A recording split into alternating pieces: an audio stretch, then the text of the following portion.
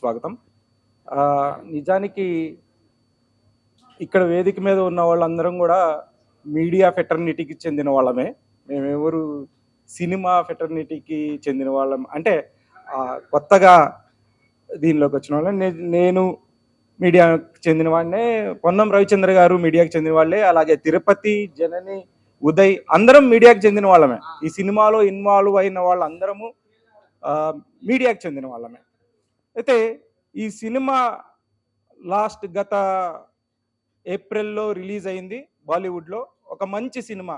రీసెంట్గా గత 10 సంవత్సరాలుగా మనం చూసినప్పుడు అనేక బయోగ్రఫీస్ మనకి లాస్ట్ 10 సంవత్సరాల్లో వచ్చినాయి. ఇంట్రెస్టింగ్ బయోగ్రఫీస్, సచిన్ టెండూల్కర్ది కానివ్వండి, ధోని గారిది కానివ్వండి, అలాగే శకుంతలాదేవిది కానివ్వండి, లేదు నంబి నాయర్ గారిది కానివ్వండి, ఇలా ఒక సిరీస్ ఆఫ్ బయోగ్రఫీస్ వస్తున్న సందర్భంలో మహాత్మా ఫూలే, సావిత్రిబాయి ఫూలే మీద కూడా ఒక బయోగ్రఫీ మనకి బాలీవుడ్లో వచ్చింది. ఇది ఒక అద్భుతమైన సినిమా అని మనకు అనిపించింది. అయితే అలా అనిపించడం వేరు, దానిని అది హిందీ అండ్ అక్కడ లోకల్గా ఉండే పూణే పరిసర ప్రాంతాల్లో ఎక్కువగా మాట్లాడే మరాఠీ భాషలో రెండు మిక్స్ అయ్యి ఒక సినిమాగా ఉన్నప్పుడు దాన్ని మనకు ఇక్కడ ప్రజలకి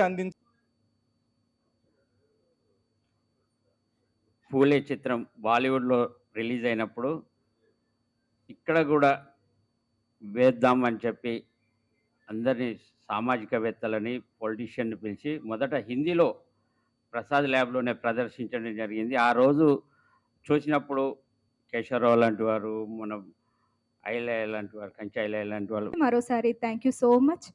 సో మీకోసం లంచ్ ఏర్పాటు చేయడం జరిగింది స్పెషల్గా. ఎవరైనా I once again welcome my film journalistic fraternity. ఎందుకంటే ప్రత్యేకంగా ఇనిషియేటివ్ నేను తీసుకొని ప్రెస్ మీట్ కాల్ఫర్ చేయటం కానీ, మొన్న జరిగిన దాంట్లో కూడా ఇనిషియేటివ్ తీసుకొని నేను ముందు దీనికి I have myself offered myself to conduct this. ఎందుకంటే జ్యోతిరావు పూలే జీవిత చరిత్రని తెలుగులోకి తీసుకురావాలనేటువంటి ఒక బృహత్ సంకల్పానికి శ్రీకారం ప్రభాకర్ గారును రవిచంద్రన్ గారు తీసుకున్నప్పుడు కొట్టగలం, వాళ్ళకి క్వశ్చన్లకు ఆన్సర్ చేయగలం, వాళ్ళని తరిమి కొట్టగలం అనేది ఆయన ఎజెండా. దాన్నే ఈ సినిమాలో చాలా అద్భుతంగా చూపించారు.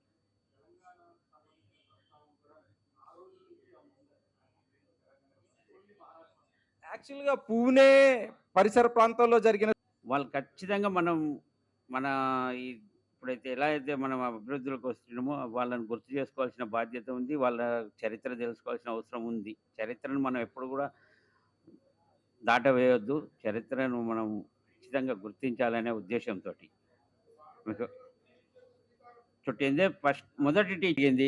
అది అక్కడ కరెక్ట్ ఆ లొకేషన్స్ కానీ, అప్పటి పద్ధతులు కానీ అవన్నీ అక్కడ మళ్ళీ మనం వెళ్ళినా అక్కడ చేయాలి.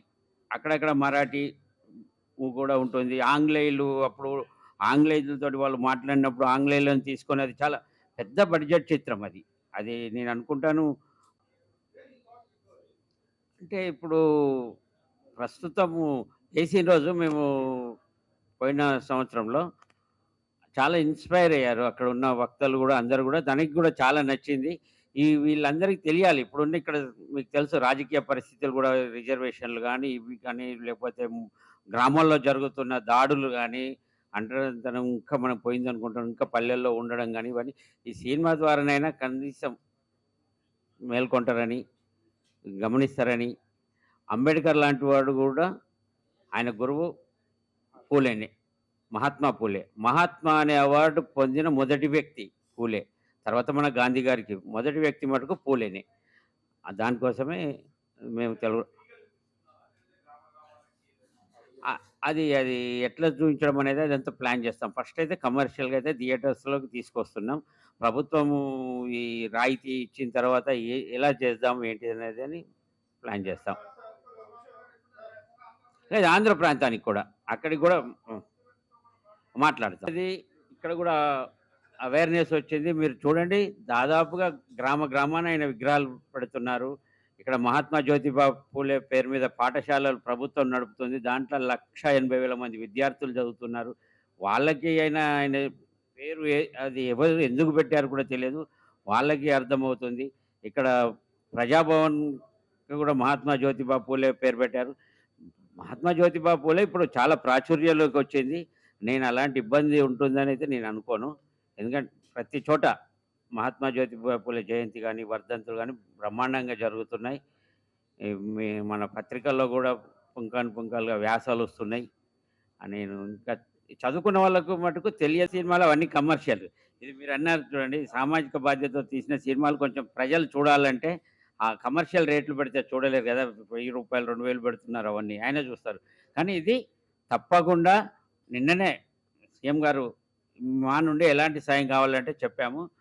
ఆయనకి రేపు లేకపోతే ఎల్లుండి ఒక లెటర్ ఇస్తాము. తప్పకుండా సానుకూలంగానే స్పందిస్తారని నేనైతే భావిస్తున్నాను. వెరీ ఇంట్రెస్ట్ ఆయనకి చాలా నచ్చింది మూవీ.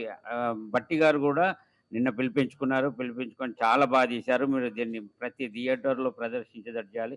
దిల్ రాజు గారిని గూడా అడిగాం. థియేటర్లు మాకు అన్ని థియేటర్లు ఇవ్వండి ఒక వారం రోజులు అని చెప్పాము. నేను కమర్షియల్ సీనియర్ జర్నలిస్టులతో నేను గత 5 సంవత్సరాలు, 6 సంవత్సరాల నుంచి వర్క్ చేస్తూ వస్తున్నాను. మీరిందాక ఒక క్వెషన్ అడిగారు కదా సార్! ఎందుకు ఈ సినిమా ఎవరు చూస్తారు సంథింగ్ అలా. అయితే చాలామంది జర్నలిస్టులకి అసలు మహాత్మా జ్యోతిరావు ఫూలే అంటే ఎవరో తెలీదు. సావిత్రిబాయి ఫూలే అంటే ఎవరో తెలీదు.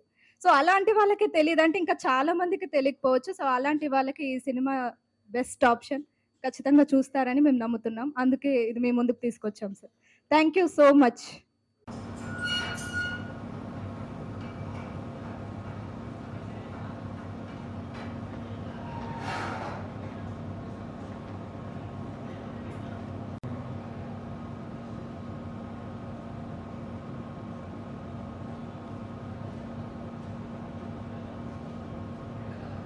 ఎవరు గుడ్ నేమ్ సార్?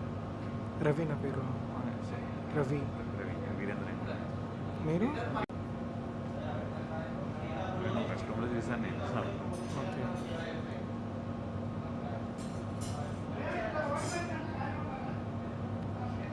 ఎప్పుడు ఎగ్జాక్ట్ టైం? ఇప్పుడు ఇటువంటి ఈవెంట్స్ అన్నీ మీరు తీస్తుంటారు. అవును, ఈవెంట్స్కి వస్తుంటాం. Events, press meets. అలాగే రీసెంట్ గా జనవరి 3వ తేదీన సావిత్రిబాయి ఫూలే గారి జయంతి సందర్భంగా స్పెషల్ స్క్రీనింగ్ వేయడం జరిగింది ప్రసాద్ గారితో. అయితే ఆ స్పెషల్ స్క్రీనింగ్ కి గౌరవ ముఖ్యమంత్రి గారు రేవంత్ రెడ్డి గారు, అలాగే డిప్యూటీ సీఎం గారు, ఎమ్మెల్యేలు, ఎమ్మెల్సీలు అందరూ అసెంబ్లీ నుంచి డైరెక్ట్ గా స్పెషల్ స్క్రీనింగ్ కి ప్రసాద్ గారికి రావడం జరిగింది. సో అదొక నిజంగా ఒక హిస్టారికల్ మూమెంట్. అది మేబీ ఇంతకుముందు ఎక్కడ జరగలేనట్టుంది. సో దానికి కృతజ్ఞతలు తెలపడానికి ఈ సెషన్ని మేము ఏర్పాటు చేశాము. సో ముందుగా ఆ ఈవెంట్ ని కవర్ చేయడానికి వచ్చిన మీ అందరికీ కూడా థ్యాంక్ యూ. అండ్ ఈ రోజు వచ్చిన thank you so much. So మన ప్రొడ్యూసర్ గారు పొన్నం రవిచంద్ర గారు మాట్లాడతారు.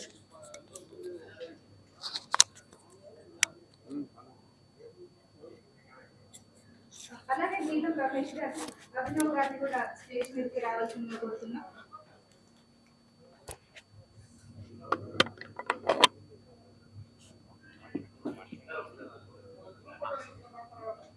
No.